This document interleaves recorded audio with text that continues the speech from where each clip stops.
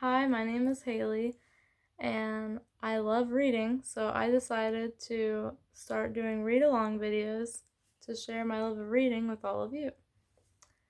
So, the first book I decided to start with is Little Women.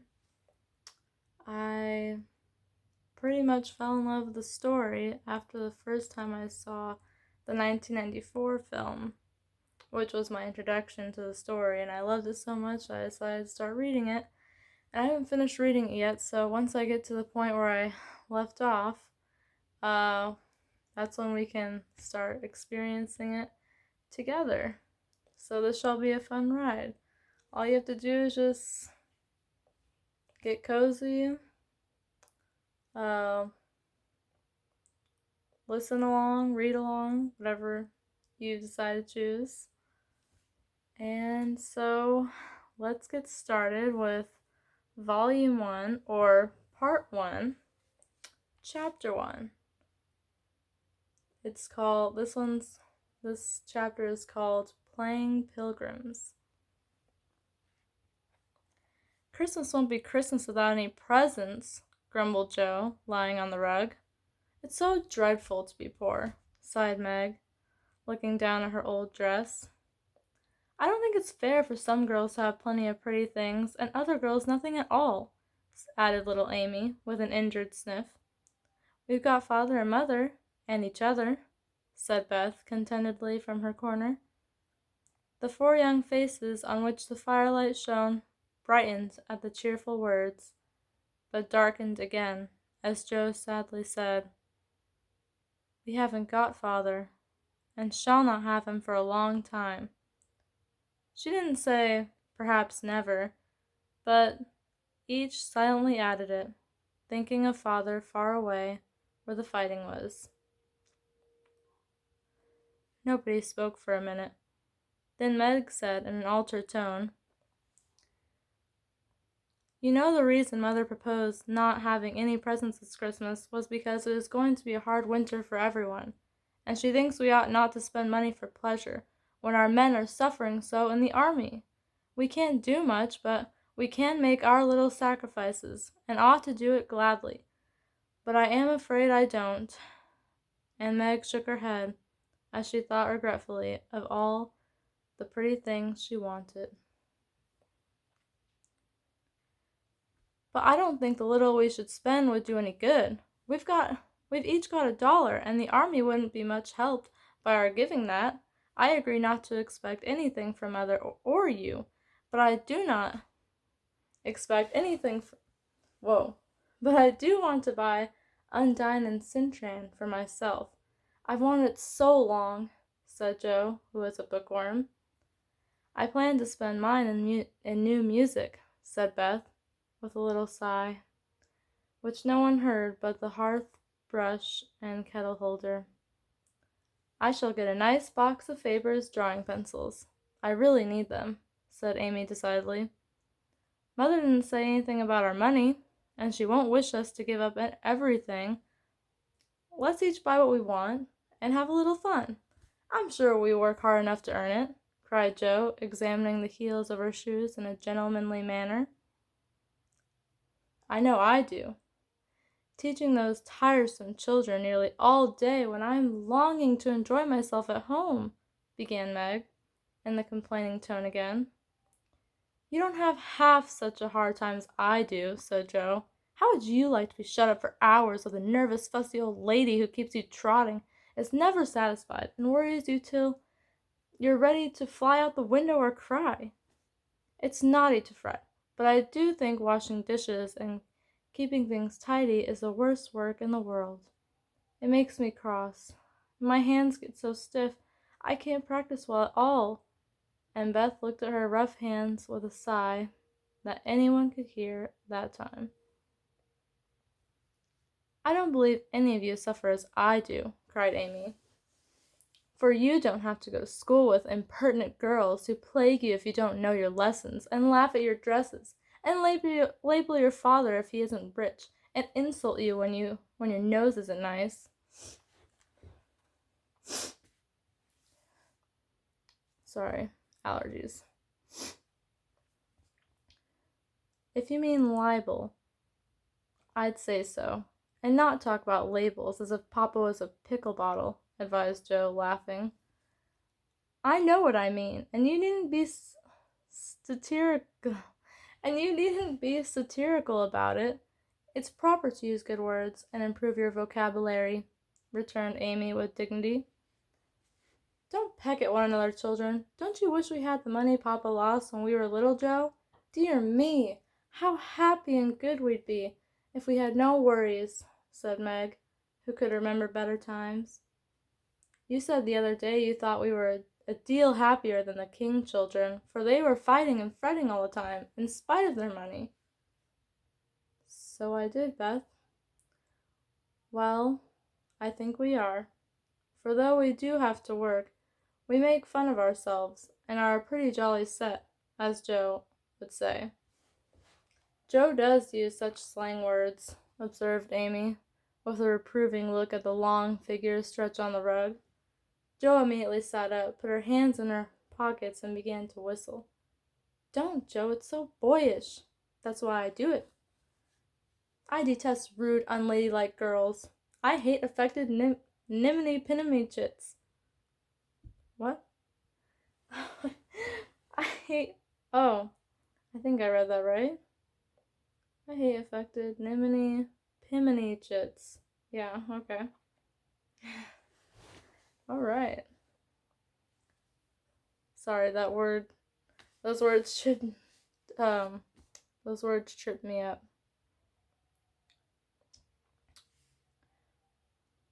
Birds in their little nests agree, sang Beth, the peacekeeper, with such a funny face that both sharp voices softened to a laugh, and the pecking ended for that time. Really, girls, you are both to be blamed, said Meg, beginning to lecture in her elder sisterly fashion. You are old enough to leave off boyish tricks and to behave better, Josephine. It didn't matter so much when you were a little girl, but now you are so tall, and you turn up your hair. You should remember that you are a young lady. I'm not, and if turning up my hair makes me one, I'll wear it in 2 tails till I'm 20, cried Joe, pulling off her net and shaking down a chestnut mane. I hate to think I've got to grow up and be Miss March and wear long gowns and look as prim as a China aster. It's bad enough to be a girl, anyway, when I like boys' games and work and manners. I can't get over my disappointment in not being a boy, and it's worse than ever now, for I'm dying to go and fight with Papa, and I can only stay dying. What? Sorry, I went back to the previous sentence for some reason. And I can only stay home and knit like a poky old woman.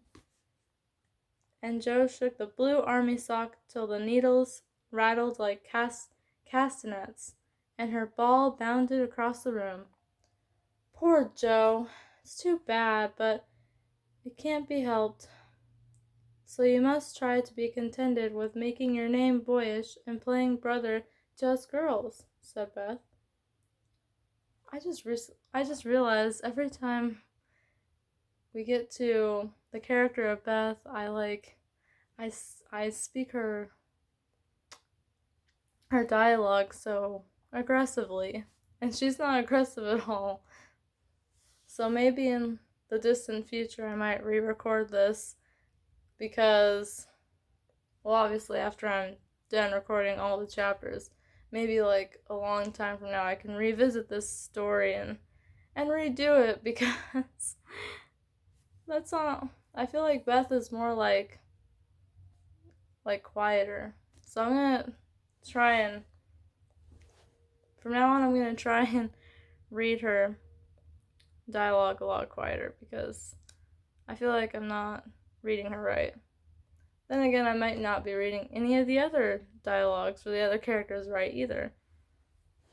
But it's just something I just realized I found interesting. Anyways, where was I? Oh. Poor Joe. It's too bad, but it can't be helped. So you must try to be contented with making your name boyish and playing brother to us girls, said Beth, stroking the rough stroking the rough head with a hand that all the dishwashing and dusting in the world could not make ungentle in its touch. As for you, Amy, continued Meg, you are altogether too particular and prim. Your airs are funny now, but you'll grow up an affected little goose if you don't take care.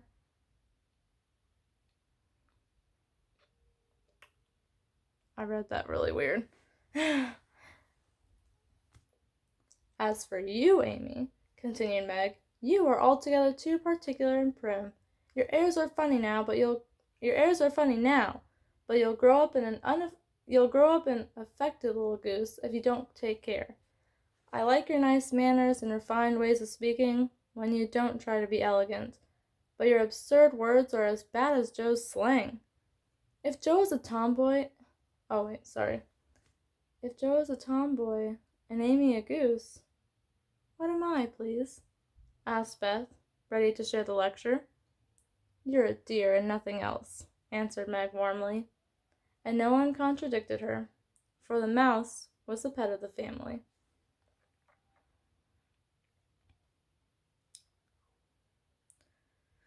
I keep thinking that I'm going too fast. I should probably slow down a little bit. Maybe it's because I'm just getting too excited about this story. So, I'll try and slow down a little bit now for those who,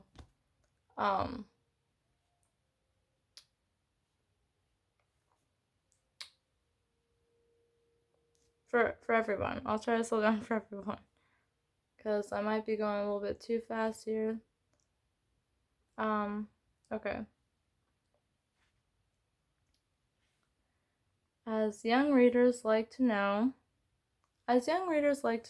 how people look, we will take this moment to give them a little sketch of the four sisters, who sat knitting away in the twilight, while the December snow fell quietly without and the fire crackled cheerfully within. It was a comfortable room, though the carpet was faded and the furniture very plain, for a good picture or two hung on the walls. Books filled the recesses, chrysanthemums and Christmas roses bloomed in the windows. Fill the recesses. Wait. Sorry, allergies. Holy snap. Okay. Oh, my snap, I mean.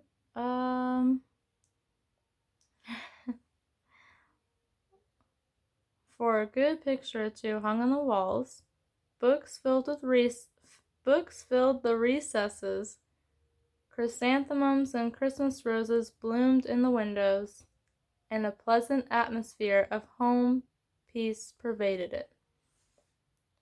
Margaret, the eldest of the four, was 16 and very pretty, being plump and fair, with large eyes, plenty of soft brown hair, a sweet mouth, and white hands, of which she was rather vain. 15-year-old Joe was very tall, thin, and brown, and reminded one of a colt. That's Colt. So I didn't say colt. It's colt. Just in case, because I think I almost heard myself wrong just now. A colt. For she never seemed to know what to do with her long limbs, which were very much in her way. She had a decided mouth, a comical nose, and sharp gray eyes, which appeared to see everything, and were by turns fierce, funny, or thoughtful. Her long, thick hair was her one beauty, but it was usually bundled into a net to be out of her way. Round shoulders had Joe, big hands and feet, a flyaway look to her clothes. Why am I reading this so melancholy-like? So sad-like. A flyaway look to her clothes, and the uncomfortable appearance of a girl who was rapidly shooting up into a woman and didn't like it. Elizabeth, or Beth, as everyone called her, was a rosy, smooth-haired, bright-eyed girl of 13, with a shy manner, a timid voice, and a peaceful expression which was seldom disturbed. Her father called her Little Miss Tranquillity, and the name suited her excellently, for she seemed to live in a happy world of her own, only venturing out to meet the few whom she trusted and loved.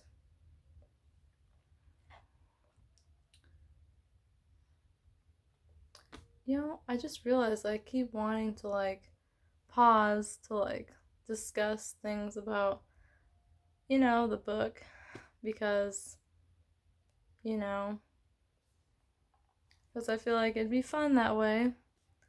But I guess I'm just getting so into the story that I'm just totally forgetting to do that. So it seems like, let's see, Margaret, or Meg, so let's keep in mind, I'm sorry if this whole video is really all over the place and totally not planned out. This is not planned out at all. I just did this on a whim. I have nothing planned out. I'm just gonna learn how to do these read-alongs as I go. Honestly. So, oh gosh. Let's see. So Meg is the old. Let's keep in mind for those who want to annotate. Well, not annotate, but just just to just important things to keep in mind. Well, I don't know if they're that important. Well, yeah, because they're the characters and their personalities and stuff. Okay, so this is me just thinking out loud here. So, let's keep in mind that Margaret, or Meg, is her nickname. Meg is the oldest, and she's 16, and let's see, she was rather vain, so I feel like she's more, and anything I interpret could be totally wrong, and it's totally fine if you interpret things a completely different way than me, because I'm not an expert at this. I'm still learning to interpret. I'm still in the beginning stages of learning how to interpret literature, because I just recently started doing that. Up until recently, I've just read for fun. I didn't really think about interpreting anything. Whenever I read, I would just read and I would just get into the story, and that's all it was for me. I just recently started getting into interpretations and actually analyzing the text. So I can already tell you that I'm pretty sure that a lot of the things that I interpret are going to be a completely different thing. I'm just doing this the best I can. I'm still learning how to do this correctly. So if you have any different interpretations from what I say, please leave them in the comments and educate me, because this would actually be, these read-alongs will actually be a great way for you guys to help me, because I'm new at analyzing and interpreting text. So yeah. So it seems like Meg is, out of the sisters, Meg is the one. Oh wait, hold on. Let me finish this paragraph first before I get into all of the characters. Okay. So, Amy, though the youngest, was a most important person, in her own opinion at least. A regular snow maiden, with blue eyes and yellow hair curling on her shoulders, pale and slender, and always carrying herself like a young lady mindful of her manners. What the characters of the four sisters were, we will leave to be found out. So, seems like to me that Meg and Amy are more of like, they're more into like I don't know how to describe it really. Like, okay, so like, I just know how to describe it, how like,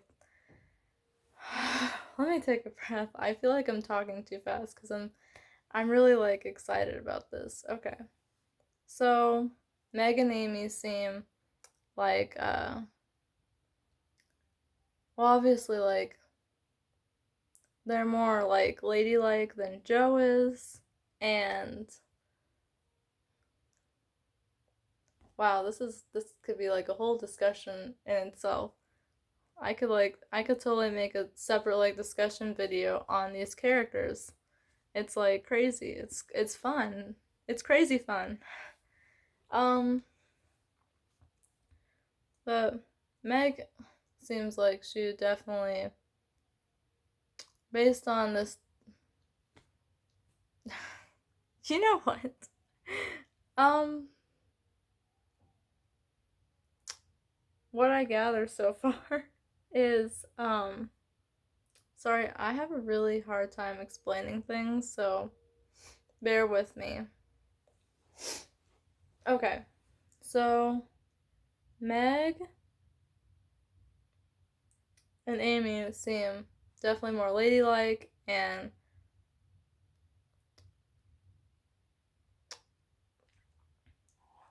how old did it say Amy, what did the author say Amy was?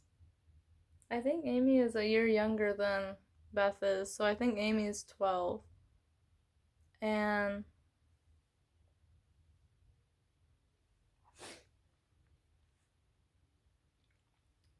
and Beth is 13 and she's the one that's really into music, and I feel like I interpret her as kind of like a quiet person and like on the more on the quieter side. And Meg, I feel like Meg, from what I'm picking up so far, Meg is more like proper, I guess, cause she's I noticed that when she's like talking when she was telling Joe about like, oh, like you're too boyish and everything. So she must so I feel like she's more on the proper side, and Joe feels more carefree. And oh, Joe is 15, by the way, if you want to keep that in mind. Um yeah, Joe feels more carefree, and I know that all my interpretations right now are just terrible because I'm just kind of like throwing a whole bunch of stuff out there, and I'm not really thinking this through. But I'm sure that we will get a better like interpretation of all the characters as the story goes on, because there's there's a lot of there's still a lot more story left to go.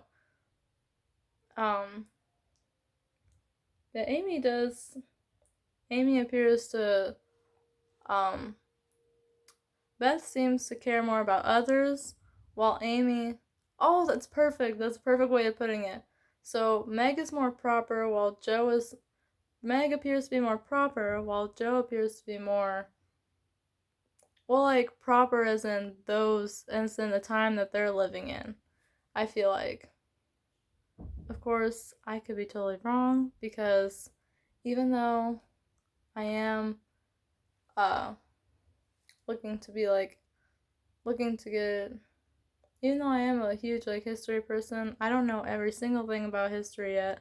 So, but I feel like Meg would be considered proper like during that time, like the proper lady during that time, and Joe would probably be looked at as like an improper lady at that time.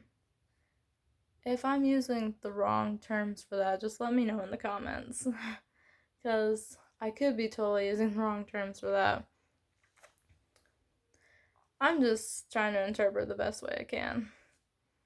Um, let's see, and Beth seems to care more about others while Amy appears to care more about herself, I guess. That's just the way I'm interpreting it right now, though. Also, I could be totally wrong. Of course, you guys are all free to give your own interpretations in the comments and correct me if I get something wrong, because I know I probably will. Anyways, let me stop rambling and just keep reading. Alright. The clock struck 6, and having swept up the hearth, Beth put a pair of slippers down to warm. Why did I read it like that? Okay. The clock struck 6, and having swept up the hearth, Beth put a pair of slippers down to warm. Somehow, the sight of the old shoes had a good effect upon the girls, for Mother was coming, and everyone brightened to welcome her. Meg stopped lecturing and lighted the lamp. Amy got out of the easy chair without being asked, and Jo forgot how tired she was as she sat up to hold the slippers nearer to the blaze. They are quite worn out. Marmee must have a new pair. I thought I'd get her some with my dollar, said Beth. No, I shall, cried Amy. I'm the oldest, began Meg, but Jo cut in with a decided, I'm the man of the family now Papa is away, and I shall provide the slippers, for he told me to take special care of Mother while he was gone. I'll tell you what we do. I don't know why I paused there for a second. I'll tell you what we'll do, said Beth. Let's each get her something for Christmas and not get anything for ourselves. That's like you, dear. What will we get? Exclaimed Jo. Everyone thought soberly for a minute. Then Meg announced, as if the idea was suggested by the sight of her own pretty hands, I shall give her a nice pair of gloves. Army shoes, best to be had, cried Jo. Sorry if I ever pause strangely, it's because I'm not used to being on camera a lot, so so it's me just it's either that or I'm getting camera shy a little bit, or I forget where I leave off or something in the story, or I'm trying to figure out a way to read something. Some handkerchiefs, all hemmed, said Beth. I'll get a little bottle of cologne. She likes it, and it won't cost much. So I'll have some left to buy my pencils, added Amy. How'll we give the things? Asked Meg. Put them on the table and bring her in and see her open the bundles. Don't you remember how we used to do on our birthdays? Answered Jo. I used to be so frightened when it was my turn to sit in the chair with the crown on, and see you all come marching round to give me the presents with a kiss. I like the things and the kisses, but it was dreadful to have you sit looking at me while I opened the bundles, said Beth, who was toasting her face and the bread for tea at the same time. Let Marmee think we are getting things for ourselves and then surprise her. We must go shopping tomorrow afternoon, Meg. There is so much to do about the play for Christmas night, said Jo, marching up and down with her hands behind her back and her nose in the air. I don't mean to act any more after this. Wait. I don't mean to act any more after this time. I'm getting too old for such things, observed Meg, who was as much a child as ever about dressing up frolics. You won't stop, I know, as long as you can trail around in a white gown with your hair down and wear gold paper jewelry. You are the best actress we've got, and it'll be an end of everything if you quit the boards, said Jo. We ought to rehearse tonight. Come here, Amy. Come here, Amy, and do the fainting scene. For you are stiff as a poker in that. I can't help it. I never saw anyone faint, and I don't choose to make myself all black and blue, tumbling flat as you do. If I can go down easily, I'll drop. If I can't, I shall fall into a chair and be graceful. I don't care if Hugo does come at me with a pistol, returned Amy, who was not gifted with dramatic power, but was chosen because she was small enough to be borne out shrieking by the villain of the piece. Do it this way. Clasp your hands so, and stagger across the room, crying frantically, Rodrigo, save me, save me. And away went Jo, with a melodramatic scream which was truly thrilling. Amy followed, but she poked her hands out stiffly before her, and jerked herself along as if she went by machinery, and her "ow" was more suggestive of pins being run into her than of fear and anguish. Jo gave a despairing groan, and Meg laughed outright, while Beth let her bread burn as she watched the fun with interest. It's no use. Do the best you can when the time comes, and if the audience laughs, don't blame me. Come on, Meg. Then things went smoothly, for Don Pedro defied the world in a speech of 2 pages without a single break. Hagar, the witch, chanted an awful incantation over her kettleful of simmering toads with weird effect. Rodrigo rent his chains asunder manfully, and Hugo died in agonies of remorse, and Arsenic, with a wild ha ha. I don't know if I did that right. It's the best we've had yet, said Meg, as the dead villain sat up and rubbed his elbows. I don't see how you can write and act such splendid things, Jo. Wait. Oh yeah, you're a regular Shakespeare, exclaimed Beth, who firmly believed that her sisters were gifted with wonderful genius in all things. Not quite, replied Jo modestly. I do think The Witch's Curse, an operatic tragedy, is rather a nice thing, but I'd like to try Macbeth, if we only had a trapdoor for Banquo. I always wanted to do the killing part. Is that a dagger that I see before me? Muttered Jo, rolling her eyes and clutching at the air, as she had seen a famous tragedian do. Tragedian? I don't know. No, it's a toasting fork with Mother's shoe on it instead of the bread. That's stage struck, cried Meg, and the rehearsal ended in a general burst of laughter. Glad to find you so merry, my girls. Glad to find you so merry, my girls, said a cheery voice at the door, and actors and audience turned to welcome a tall, motherly lady with a "Can I help you?" look about her, which was truly delightful. She was not elegantly dressed, but a noble-looking woman, and the girls thought the gray cloak and unfashionable bonnet covered the most splendid mother in the world. So,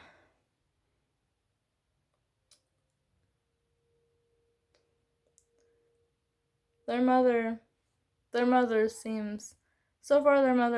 to be just a really nice, caring woman who would be willing to do anything for anybody. You know what I mean?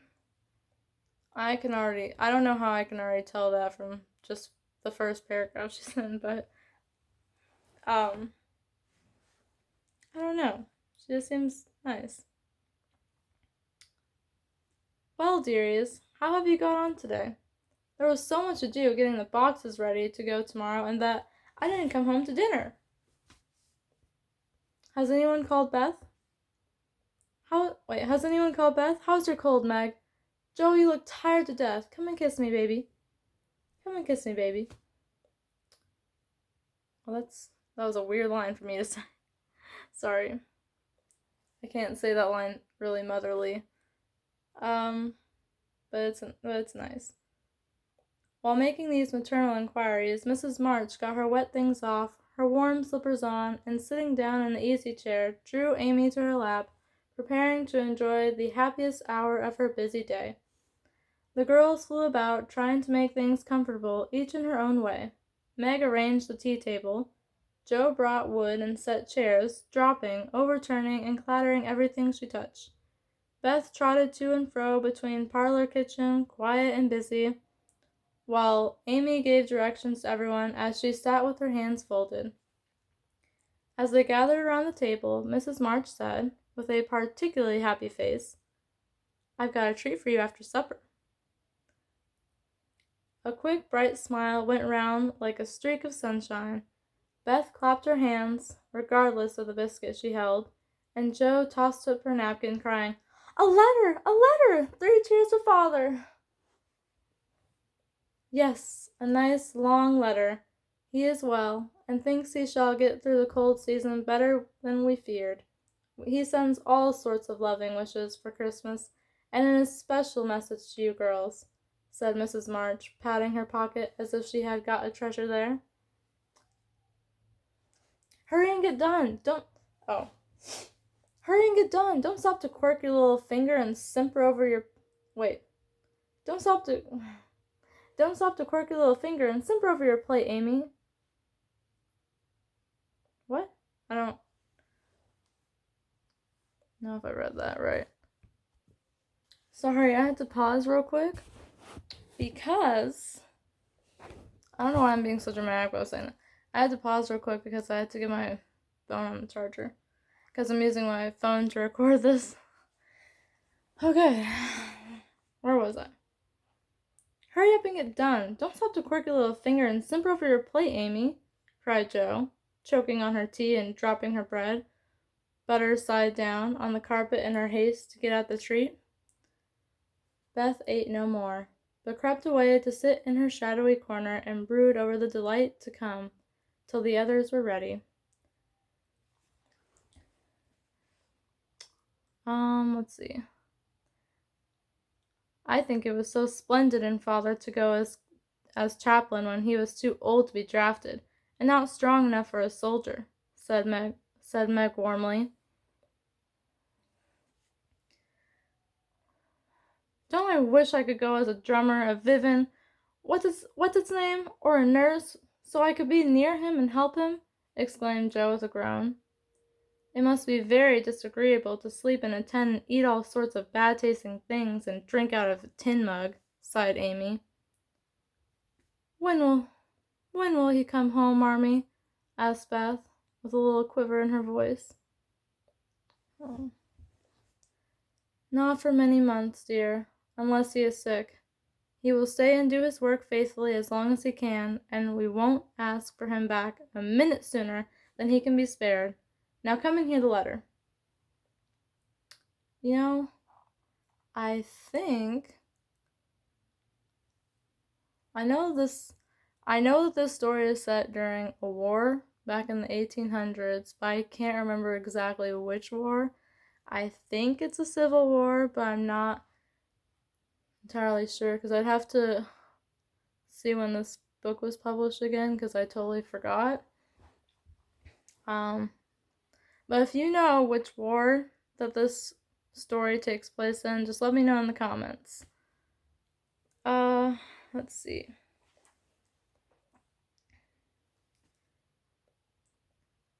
They all drew to the fire, Mother in the big chair with Beth at her feet, Meg and Amy perched on either arm of the chair, and Jo leaning on the back, where no one would see any sign of emotion if the letter should happen to be touching. Very few letters were written in those hard times that were not touching, especially those which fathers sent home. And this one little was said of the hardships endured, the dangers faced. And this one little was said of the hardships endured, the dangers faced, or the homesickness conquered. It was a cheerful, hopeful letter, full of lively descriptions of camp life, marches, and military news, and only at the end did the writer's heart overflow with fatherly love and longing for the little girls at home. That's very touching. It must be hard for his father to be away, and wait, for the father to be away, and but I think that's very noble of people to do. Although it is so must be hard. It's like I don't know. Ugh, I don't know. I just thought to comment on that a little bit. Give them all of my dear love and a kiss. Tell them I think of them by day, pray for them at night, and find my best comfort in their affection at all times. A year seems very long to wait before I see them, but remind them that while we wait, we may all work so that these hard days need not be wasted. I know they will remember all I said to them, that they will be loving children to you, and will do their duty faithfully, fight their bosom enemies bravely, and conquer themselves so beautifully, that when I come back to them, I may be fonder and prouder than ever of my little women. I love that letter. I like that the father calls them his little women. Aw. Shows how much love he has for his family, Everybody sniffed when they came to that part. Jo wasn't ashamed of the great tear that dropped off the end of her nose, and Amy never minded the rumpling of her curls as she hid her face on her mother's shoulder, and sobbed out, I am a selfish girl, but I'll truly try to be better, so he mayn't be disappointed in me by and by. Ooh, I like that word, mayn't. That's a cool word. We all will, cried Meg. I think too much of my looks and hate to work, but won't any more, if I can help it. I'll try and be what he loves to call me, a little woman, and not be rough and wild, but do my duty here instead of wanting to be somewhere else, said Jo, thinking that keeping her temper at home was a much harder task than facing a rebel or two down south. Beth said nothing, but wiped away her tears with all the blue army sock and began to knit with all her might, losing no time in doing the duty that lay nearest her, while she resolved in her quiet little soul to be all that father hoped to find her when the year brought round the happy coming home. Mrs. March broke the silence that followed Jo's words by saying in her cheery voice, Do you remember how you used to play Pilgrim's Progress when you were little things? Nothing delighted you more than to have me tie my piece bags on your backs for burdens, give you hats and sticks and rolls of paper, and let you travel through the house, from the cellar, which was a city of destruction, up to the housetop, where you all had the lovely things you could collect to make a celestial city. What fun it was, especially going by the lions, fighting Apollyon, and passing through the valley where the hobgoblins were, said Jo. I like the place where the bundles fell off and tumbled downstairs, said Meg. I don't remember much about it, except that I was afraid of the cellar and the dark entry, and always liked the cake and milk we had up at the top. If I wasn't too old for such things, I'd rather like to play it over again, said Amy, who began to talk of renouncing childish things at the mature age of 12. Ah, so I was right, she is 12. I was right earlier. Oh gosh, this video is so long. But, in a way I don't mind it to be long. Let's see. I'm having a lot of fun. We never are too old for this. Well, sorry.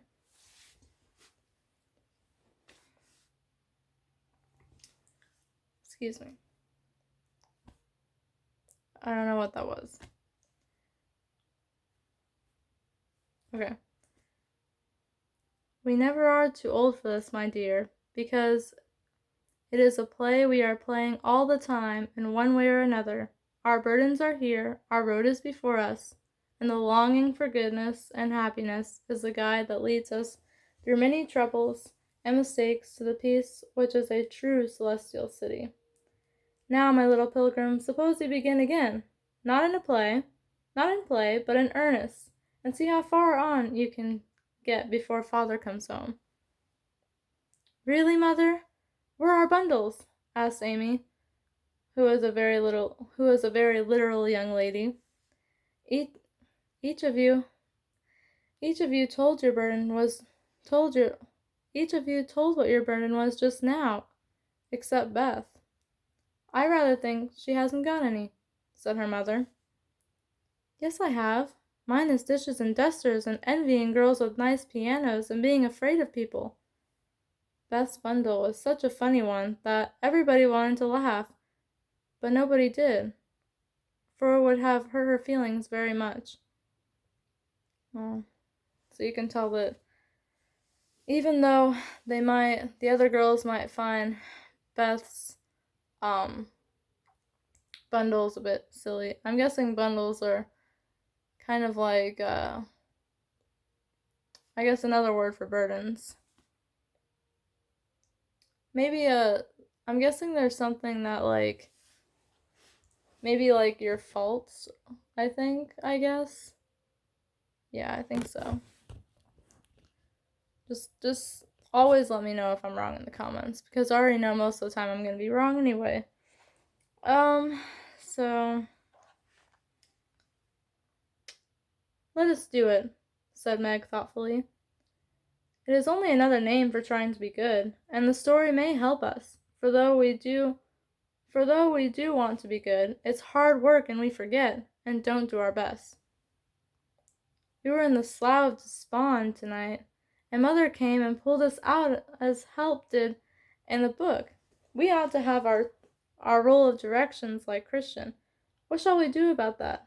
Asked Jo, delighted with the fancy which lent a little romance to the very dull task of doing her duty. Look under your pillows Christmas morning, and you will find your guidebook, replied Mrs. March. They talked over the new plan, while old Hannah cleared the table. Then out came the 4 little work baskets, and the needles flew as the girls made sheets for Aunt March. It was uninteresting sewing, but tonight no one grumbled. They adopted Jo's plan of dividing the long seams into 4 parts, and calling the quarters Europe, Asia, Africa, and America, and in that way got on capitally, especially when they talked about the different countries as they stitched their way through them. Oh, sorry, that was me cracking my knuckles if you heard that. Alright, so looks like we only have 2 paragraphs left of this chapter. Sorry this video ended up getting so long. I think I got so excited that I just started rambling at times. But let's finish this chapter. At 9, they stopped work and sang as usual before they went to bed. No one but Beth could get much music out of the old piano, but she had a way of softly touching the yellow keys and making a pleasant accompaniment to the simple songs they sang. Meg had a voice like a flute, and she and her mother led the little choir. Amy chirped like a cricket, and Jo wandered through the airs at her own sweet will, always coming out at the wrong place with a croak or a quaver that spoiled the most pensive tune. They had always done this from the time they could lisp. Crinkle, crinkle, little tar. I think that's how you pronounce that part. And it had become a household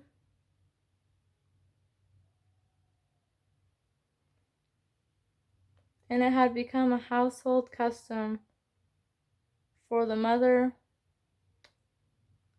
Maybe I should have read Crinkle, Crinkle, Little Tar. Hopefully I don't get copyrighted for singing that. But I only sang it for maybe 2 or 3 seconds, so I think I'm fine. It had become a household custom, for the mother was a born singer. The first sound in the morning was her voice, as she went about the house singing like like a lark. And the last sound at night was the same cheery sound, for the girls never grew too old for that familiar lullaby. And that, my friends, is the end of Volume 1, or Part 1, Chapter 1, Playing Pilgrims, of Little Women, from Little Women. So, I hope you enjoyed that. I'm sorry that this video is so long, but hopefully you were able to get cozy, maybe even fall asleep. Or maybe you didn't fall asleep, because I feel like my voice isn't really that soothing for to fall asleep to. But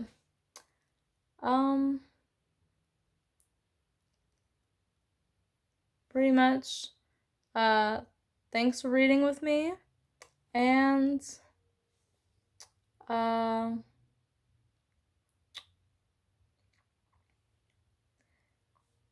and I will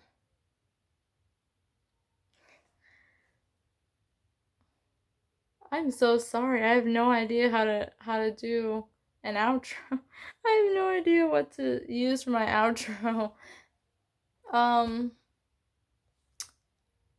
I will see you back here for Volume 1, or Part 1, Chapter 2 of Little Women. Have a nice, wonderful rest of your day or night. Bye.